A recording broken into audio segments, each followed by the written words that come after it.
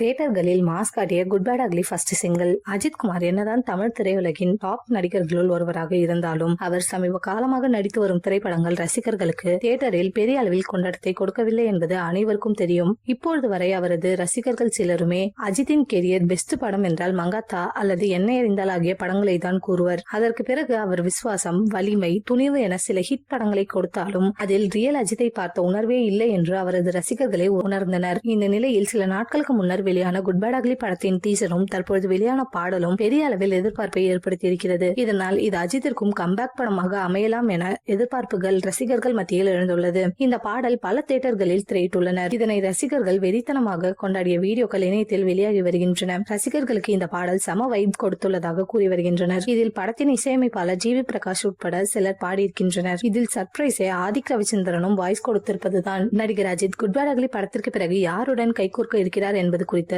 எந்த தகவலும் வெளியாகவில்லை. தனுஷ் இவரை வைத்து ஒரு படத்தை இயக்குவதாகவும் பிரசாந்த் நீலுடன் கைகோர்ப்பதாகவும் பலவாறாக தகவல்கள் உலா வரும் வண்ணம் உள்ளன. இந்த நிலையில் அவர் தனது கார் ரேஸில் முழு கவனத்தையும் செலுத்திருப்பதாகவும் இன்னொரு தகவலும் வைரலாகி வருகிறது. இது குறித்து நம்ம அஜித்தை வாய் திறந்தால்தான் உண்டு.